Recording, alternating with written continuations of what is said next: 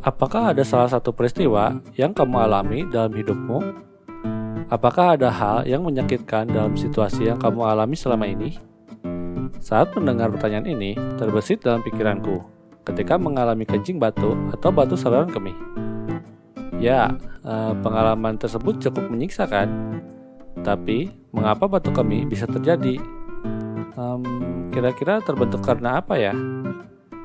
Aku tidak tahu bagaimana kencing batu bisa terbentuk. Setiap orang yang mengalami kencing batu pasti memahami rasa sakit yang menyiksa seperti itu kan? Karena tak sedikit orang yang kambuh berkali-kali karena hal ini, dan mengalami sakit yang luar biasa.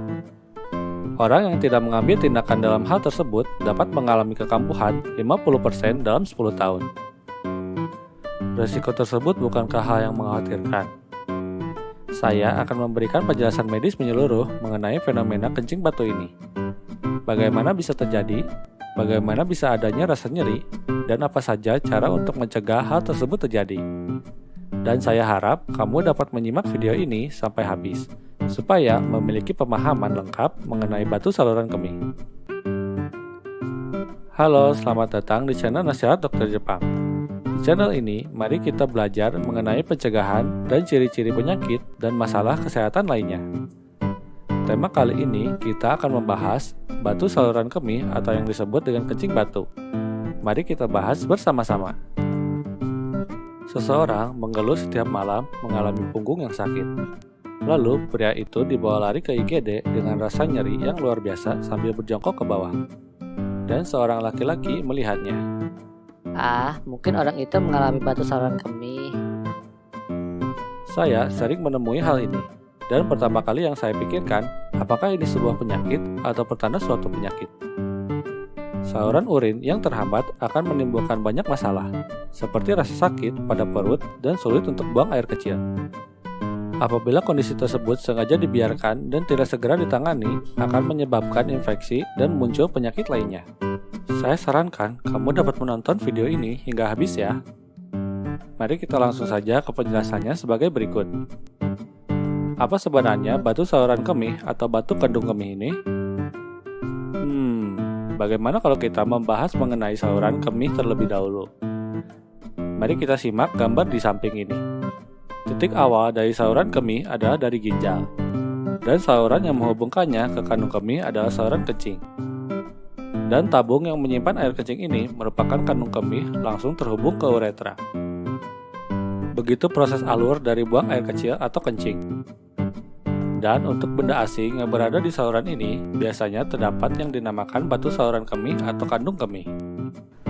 Dan batu yang terdapat di sepanjang saluran kencing yaitu ginjal, ureter, kandung kemih, dan uretra disebut dengan batu saluran kencing. Dan area yang mengalami resiko gejala nyeri ketika batu tersebut berada di ginjal atau di kandung kemih.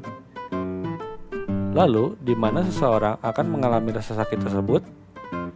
Jika batu tersebut berada di ureter atau saluran kencing, batu ginjal yang berjalan di saluran urin, maka gejala yang akan timbul adalah nyeri atau sakit yang sangat tidak nyaman.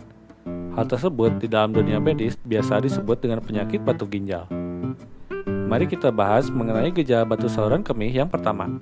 Untuk gejala pertama yang paling umum adalah nyeri tiba-tiba di punggung bawah sering terjadi. Saat melakukan kegiatan sehari-hari seperti tidur, menonton TV, ataupun berendam, sering terjadi gejala sakit punggung mendadak atau secara tiba-tiba yang belum pernah dirasakan sebelumnya. Sebuah batu ginjal yang menyumbat di saluran kencing atau ureter ini posisinya dekat dengan ginjal. Semakin bawah area sumbatan akan mempengaruhi sakit atau nyeri lainnya, seperti sakit pada perut bagian bawah. Dalam kasus ini, kencing batu dapat mengalami kencing berdarah. Hal tersebut akan berefek sangatlah nyeri dan sakit, bahkan sulit untuk berjalan. Bila sudah mengalami gejala seperti ini, ada baiknya segera bawa diri segera ke rumah sakit ya, supaya mendapatkan penanganan langsung oleh dokter. Ngomong-ngomong mengenai saluran batu kemih ini, jika kamu atau lingkungan sekitarmu memiliki pengalaman yang sama, kamu dapat tinggalkan komentarmu di bawah ini ya. Baiklah, mari kita lanjutkan lagi mengenai batu saluran kemih ini ya. Lalu, bagaimana cara mendeteksi batu kemih? Dan apakah ada obatnya? Pemeriksaan yang dapat mendeteksinya adalah dengan pemeriksaan ultrasonografi atau USG abdomen. Pemeriksaan ini untuk mendiagnosis batu saluran kemih, batu empedu, maupun batu ginjal. Pada penyumbatan ini dapat dideteksi dengan USG ataupun CT scan. Nantinya akan terlihat sumbatan berkilau pada saluran uretra yang biasanya menyebabkan penderitanya merasakan tidak buang air kecil dan juga nyeri. Dan penyumbatan ini dapat menyebabkan kelebihan cairan pada ginjal, dikarenakan penumpukan urin, yang biasa disebut dengan hidronefrosis. Kamu dapat melakukan dua metode untuk mendiagnosis batu saluran kemih ini, yaitu dengan cara USG ataupun CT scan. Lalu, bagaimana cara pengobatannya? Perawatan yang dapat dilakukan mungkin termasuk pemberian antibiotik jika ada infeksi. Dalam cara lainnya, urin perlu dikeluarkan dari kandung kemih atau ginjal dengan cara meminum air putih yang cukup, supaya batu ginjal dapat terdorong ke bawah. Pastikan bahwa kamu terhidrasi dengan cukup, yaitu 2 liter atau lebih setiap harinya. Baiklah, mengenai pencegahan yang saya terangkan ini, memang adalah cara alami supaya batu kemih dapat turun ke bawah dan keluar secara alami. Karena ini adalah satu-satunya cara alami untuk menurunkan batu saluran kemih untuk keluar. Jika batu kemih tidak keluar secara alami, kamu akan tetap membutuhkan lebih banyak air untuk memberikan tekanan untuk batu tersebut keluar. Namun sayangnya, tidak semua cara bisa dilakukan dengan mengkonsumsi banyak air putih. Dalam kasus tertentu, dapat terjadi tindakan medis yang harus dilakukan untuk mengeluarkan jenis batu saluran kemih tertentu. Bisa jadi pemberian obat diperlukan. Selain obat-obatan, ada tindakan medis lain yang umum dilakukan, yaitu shockwave atau gelombang kejut. Apa yang dimaksud dengan gelombang kejut ini? Gelombang ini biasa disebut dengan SWL, atau extracorporeal shockwave lithotripsy. Adalah tindakan pemecahan batu ginjal dengan gelombang kejut tanpa luka operasi. Gelombang ultrasonic shockwave atau gelombang suara untuk memecahkan batu ginjal. Gelombang suara ini juga disebut dengan gelombang kejut tinggi energi. Metode selain ESWL juga ada metode terapi lainnya, yaitu menggunakan laser. Terapi laser holmium dilakukan dengan memecah batu ginjal di saluran kemih menggunakan cahaya yang diperkuat dengan stimulasi emisi radiasi.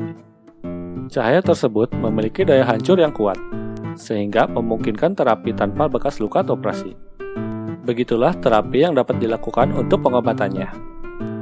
Bagi seseorang yang sudah sembuh maupun yang belum pernah mengalami batu ginjal, bukankah sebaiknya melakukan pencegahan saja? Saatnya kita akan membahas mengenai pencegahan batu saluran kemih. Mari kita bahas bersama-sama. Sebelum kita melanjutkan part mengenai pencegahan, jangan lupa untuk bunyikan lonceng notifikasimu untuk video-video terbaru kami ya. Baiklah, berikut mekanisme dan juga pencegahan batu saluran kemih. Tahukah kamu, selain dengan batu penyakit yang dialami manusia, ada lagi jenis batu yang dapat terbentuk selain batu saluran kemih, yaitu kalsium oksalat, kalsium fosfat, asam urat, dan sistin. Bagaimana batu tersebut terbentuk? Penyumbang terbanyaknya adalah kalsium oksalat, dengan penyumbang lebih dari 90%. Apa itu batu kalsium oksalat? Biasanya didapatkan pada makanan. Mengkonsumsi makanan dengan kandungan asam oksalat akan diserap tubuh dan masuk ke ginjal. Jadi, batu kalsium ini terjadi akibat penumpukan dari kalsium di dalam ginjal. Dan juga kombinasi antara penumpukan kalsium dengan oksalat, maupun dengan kalsium dengan fosfat.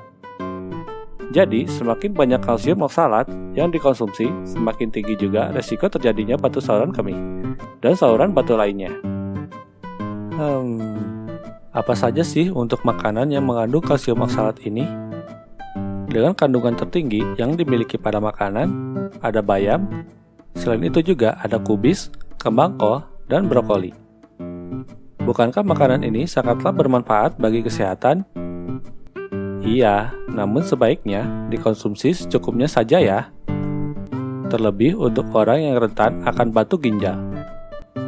Namun, untuk makanan seperti ini, bila tetap ingin dikonsumsi, sebaiknya lakukan metode berikut. Sebenarnya, makanan tinggi asam oksalat sangat baik untuk kesehatanmu. Namun, dengan metode memasak dengan cara merebus air didihan yang tinggi, dapat mengurangi resiko akan terkena batu ginjal bagi para penderita yang rentan mengalami batu ginjal.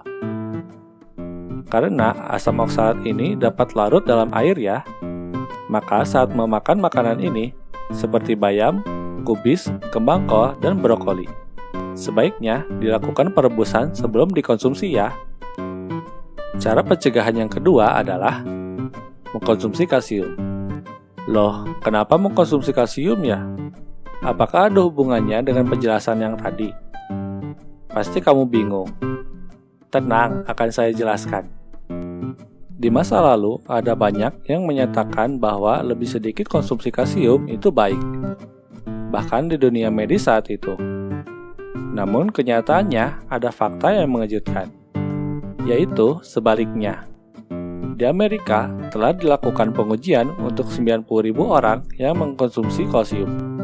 Dan hasilnya, orang yang lebih banyak mengkonsumsi kandungan kalsium cenderung tidak mengalami batu saluran kemih. Kenapa bisa seperti itu ya? Dikarenakan dengan terjadinya pembentukan asam oksalat dengan makanan berkalsium, kalsium diubah menjadi asam oksalat di usus saat digabungkan dan dibuang sebagai tinja oleh pencernaan. Hal ini menimbulkan kalsium oksalat lebih kecil kemungkinannya untuk membentuk batu kemih. Pusat Asosiasi Urologi Jepang menyarankan untuk mengkonsumsi asupan kalsium sebanyak 600-800 mg. Maka sebaiknya mulai saat ini untuk memperhatikan asupan kalsiummu ya. Selanjutnya dengan mengkonsumsi asam sitrat. Dikarenakan asam sitrat dapat mencegah terjadinya batu ginjal karena memecahkan pekristalan batu ginjal. Maka asam sitrat ini sangat baik melawan batu asam urat juga. Mengkonsumsi asam sitrat ini bisa dicontohkan seperti acar plum, lemon, dan beri. Akan sangat baik mengatasi batu ginjal. Namun, tetap perlu diperhatikan bahwa konsumsi asam sitrat berlebih juga tidak baik ya. Dari hal ini akan saya simpulkan mengenai pencegahan batu saluran kemih. Yang pertama, makanan yang mengandung asam oksalat sebaiknya dikonsumsi secukupnya dengan cara direbus. Kedua, konsumsilah kalsium. Dan terakhir adalah konsumsi asam sitrat. Baiklah, sudah sampai sini penjelasan dari saya.